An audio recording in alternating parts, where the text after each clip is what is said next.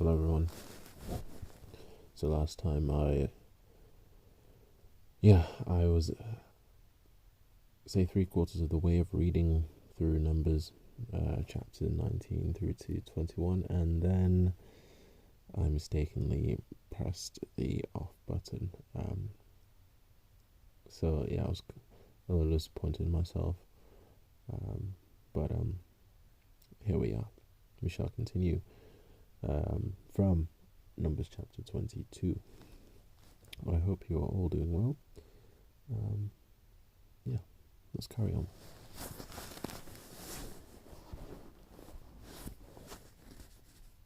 Chapter 22.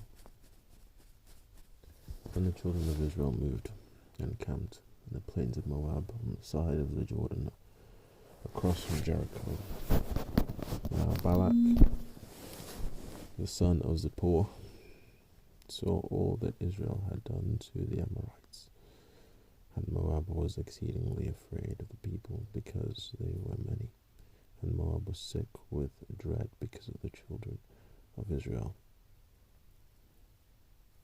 So Moab said to the elders of Midian, "Now this company will lick up everything around us, as an ox licks up the grass of the field." And Balak the son of Zippor was king of the Moabites at that time. Then he sent messengers to Balaam the son of Beor at Pethor, which is near the river in the land of the sons of his people, to call him, saying, "Look, a people has come from Egypt. See, they cover the face of the earth and are settling next to me. Therefore, please come at once. Curse this people for me, for they are too mighty for me. Perhaps I shall be able to defeat them and drive them out of the land. For I know that he whom you bless is blessed, and he whom you curse is cursed." So the elders of Moab and the elders of Midian departed with the diviner's fee in their hand, and they came to Balaam and spoke to him the words of Balak. And he said to them, "Lodge here tonight, and I will bring back word to you as the Lord speaks to me." So the princes of Moab stayed with Balaam. And God came to Balaam and said, "Who are these men with you?" So Balaam said to God, "Balak the son of Zippor, king of Moab, has sent to me, saying, Look, a people has come out of Egypt, and they cover the face of the earth. Come now, curse them for me. Perhaps I shall be able to overpower them and drive them out." And God said to Balaam, "You shall not go with them. You shall not curse the people, for they are blessed." So Balaam rose in the morning and said to the princes of Balak, "Go back to your land, for the Lord has refused to give me permission to go with you." And the princes of Moab rose and went to Balak, and said, "Balaam refuses to come with us." Then Balak again sent princes more numerous and more honorable than they, and they came to Balaam, and said to him, "Thus says Balak the son of Zippor, Please let nothing hinder you from coming to me, for I will certainly honor you greatly, and I will do whatever you say to me. Therefore, please come, curse this people for me." Then Balaam answered and said to the servants of Balak, "Though Balak were to give me his house full of silver and gold, I could not go beyond the word of the Lord my God to do less or more. Now therefore, please, you also stay here tonight, that I may know what more the Lord will say to me." And God came to Balaam at night and said to him, "If the men come to call you, rise and go with them, but only the word which I speak to you, that you shall do." So Balaam rose in the morning, saddled his donkey, and went with the princes of Moab. Then God's anger was aroused because he went, and the angel of the Lord took his hand in the way as an adversary against him. And he was riding on his donkey, and his 2 servants were with him. Now the donkey saw the angel of the Lord standing in the way with his drawn sword in his hand. And the donkey turned aside out of the way and went into the field. So Balaam struck the donkey to turn her back onto the road. Then the angel of the Lord stood in a narrow path between the vineyards, with a wall on this side and a wall on that side.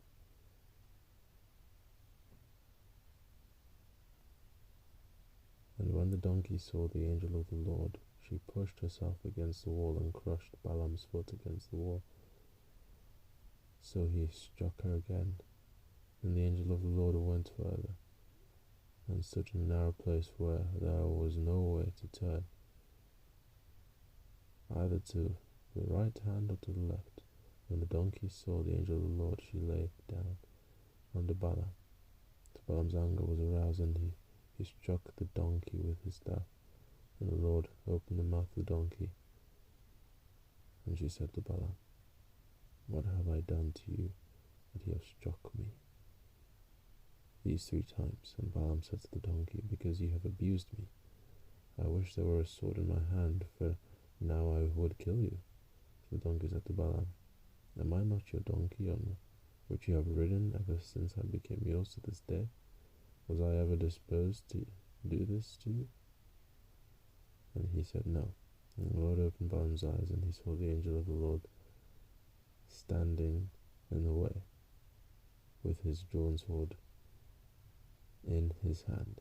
And he bowed his head and fell flat on his face. And the angel of the Lord said to him, "Why have you struck your donkey these 3 times? Behold, I have come out to stand against you, because your way is perverse before me."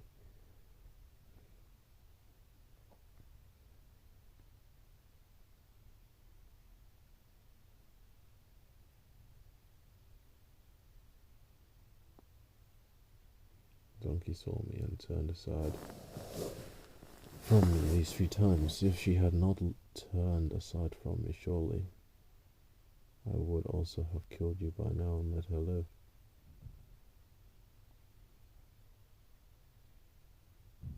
And Balaam said to the angel of the Lord, "I have sinned, for I did not know you stood in the way against me. Now therefore, if it displeases you, I will turn back." And the angel of the Lord said to Balaam, "Go with the men, but only the word that I speak to you, that you shall speak." So Balaam went with the princes of Balak. Now when Balak heard that Balaam was coming, he went out to meet him at the city of Moab, which is on the border at the Arnon, the boundary of the territory. Then Balak said to Balaam, "Did I not earnestly send to you, calling for you? Why did you not come to me? Am I not able to honor you?" And Balaam said to Balak, "Look, I have come to you. Now have I any power at all to say anything? The word that God put in my mouth, that I must speak." So Balaam went with Balak, and they came to Kirjath Huzoth. Then Balak offered oxen and sheep, and he sent some to Balaam and to the princes who were with him. So it was the next day that Balak took Balaam and brought him up to the high places of Baal, that from there he might observe the extent of the people. Then Balaam said to Balak, "Build 7 altars for me here. Prepare for me here 7 bulls and 7 rams." And Balak did just as Balaam had spoken, and Balaam offered a bull and a ram on each altar. Then Balaam said to Balak, "Stand by a burnt offering, and I will go. Perhaps the Lord will come to me, and whatever he shows me I will tell you." So he went to a desolate height, and God met Balaam, and he said to him, "I have prepared the 7 altars, and I have offered on each altar a bull and a ram." Then the Lord put a word in Balaam's mouth and said, "Return to Balak, and thus you shall speak. So he returned to him, and there he was, standing by his burnt offering, by his burnt offering, he and all the princes of Moab. And he took up his oracle and said, Balak, the king of Moab, has brought me from Aram, from the mountains of the east. Come, curse Jacob for me, and come, denounce Israel.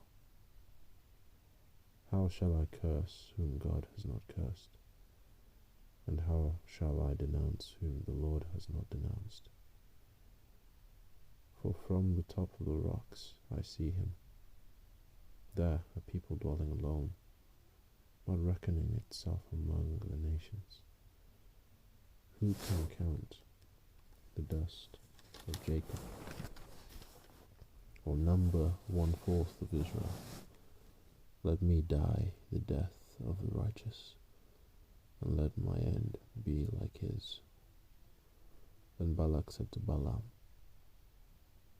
What have you done to me? I took you to curse my enemies, and look, you have blessed them bountifully. So he answered and said, Must I not take heed to spread what the Lord has put in my mouth? Then Balak said to him, Please come with me to another place from which you may see them. You shall see only the outer part of them, and shall not see them all. Curse them for me here. So he brought him to the field of Zophim, to the top of Pisgah, and built 7 altars, and offered a bull and a ram on each altar. And he said to Balak, Stand here by your burnt offering while I meet to the Lord over there. Then the Lord met Balaam and put a word in his mouth and said, Go back to Balak, and thus you shall speak.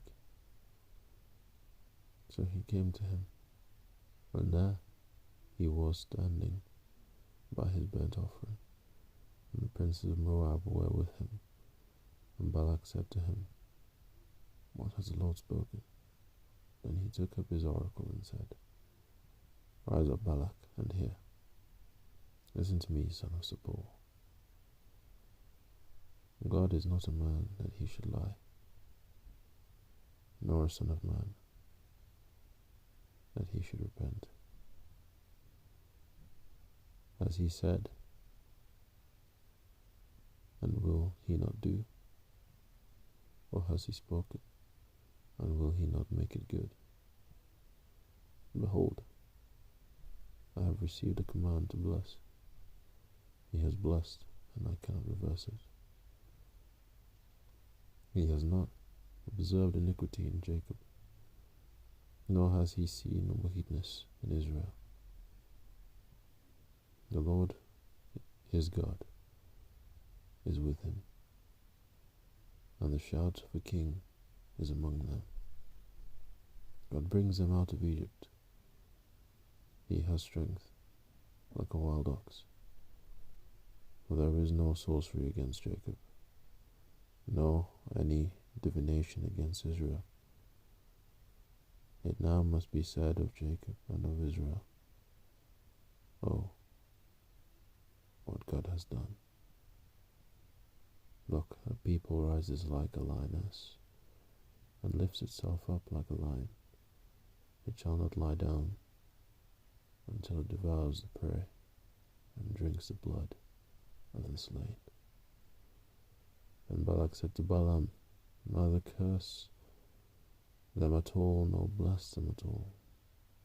So Balaam answered and said to Balak, Did I not tell you, saying, All that the Lord speaks that I must do?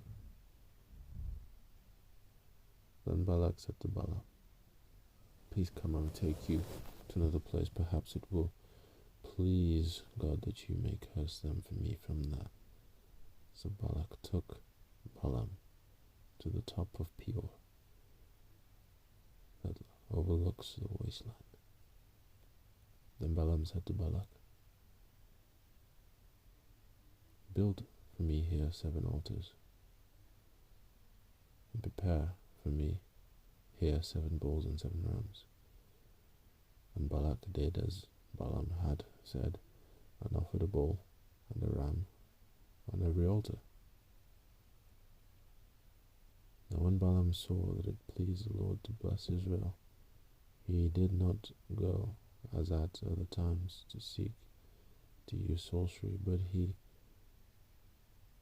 set his face toward the wilderness. And Balaam raised his eyes and saw Israel encamped according to their tribes, and the Spirit of God came upon him. Then he took up his oracle and said, The utterance of Balaam, the son of Beor, the utterance of the man whose eyes are opened, the utterance of him who hears the words of God, who sees the vision of the Almighty, who falls down with eyes wide open. How lovely are your tents, O Jacob, your dwellings, O Israel, like valleys that stretch out, like gardens by the riverside, like aloes planted by the Lord, like cedars beside the waters. He shall pour water from his buckets, and his seed shall be in many waters. His king shall be higher than Agag, and his kingdom shall be exalted. God brings him out of Egypt. He has strength like a wild ox. He shall consume the nations, his enemies. He shall break their bones and pierce them with his arrows. He bows down, he lies down as a lion, and as a lion who shall rouse him. Blessed is he who blesses you, and cursed is he who curses you. Then Balak's anger was aroused against Balaam, and he struck his hands together.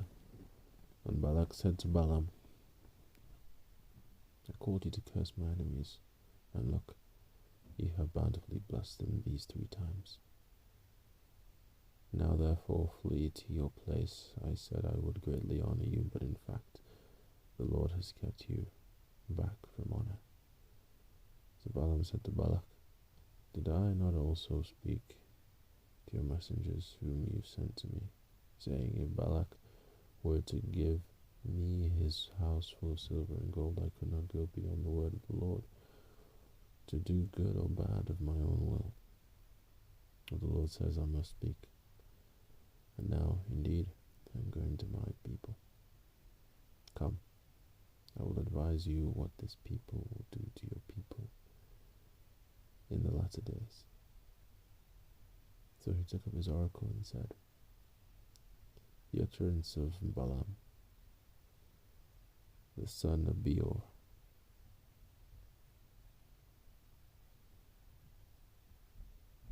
and the utterance of the man whose eyes are opened, the utterance of him who hears the words of God, and has the knowledge of the Most High, who sees the vision of the Almighty, who falls down with eyes wide open. I see him, but not now. I behold him, but not near. A star shall come out of Jacob, a scepter shall rise out of Israel.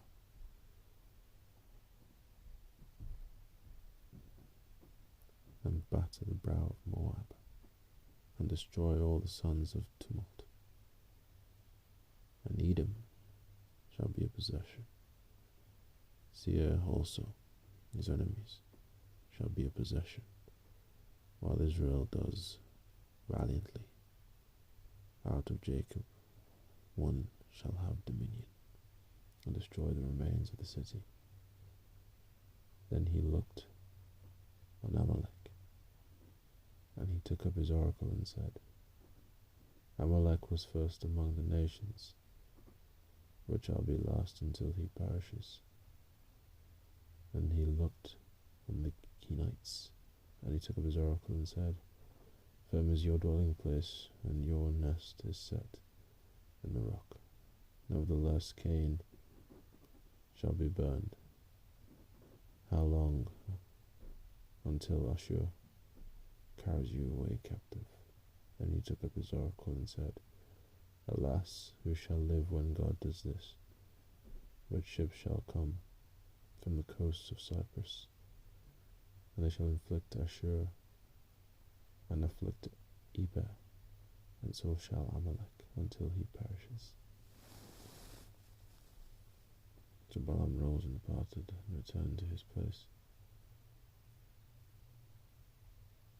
Balak also went his way.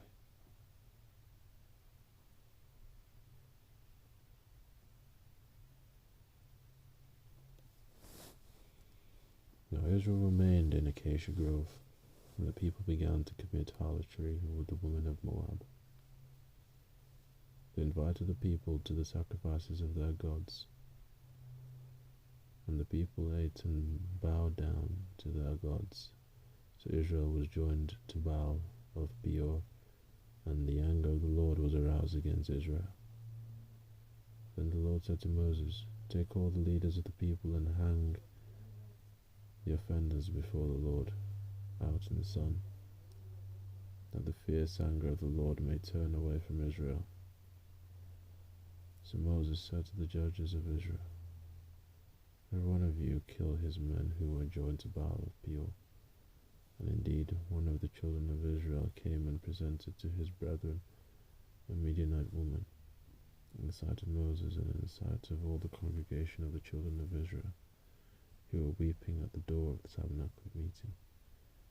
Now when Phinehas, the son of Eleazar, the son of Aaron the priest, saw it, he rose from among the congregation and took a javelin in his hand, and went after the man.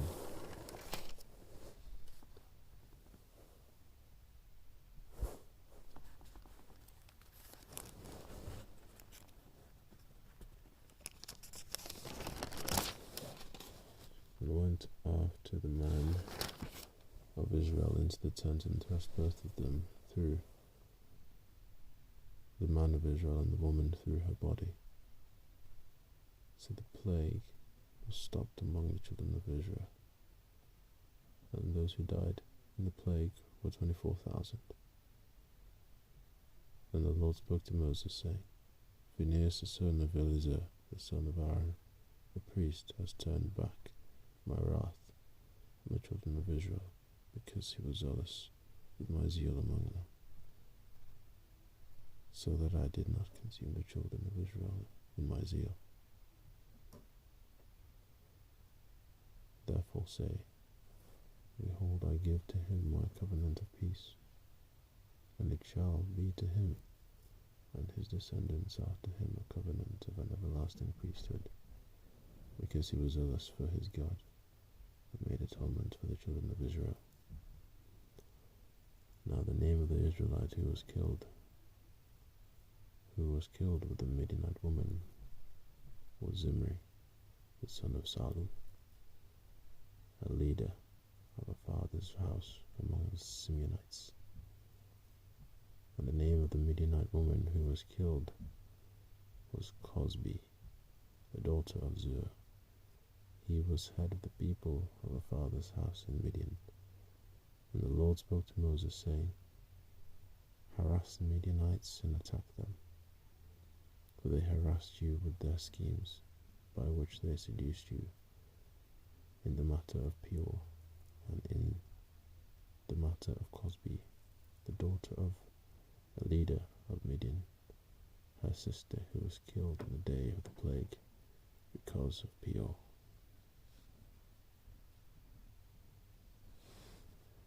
Thank you all for listening. And that was Numbers chapters 22 through to 25. I hope you all have a blessed and wonderful day.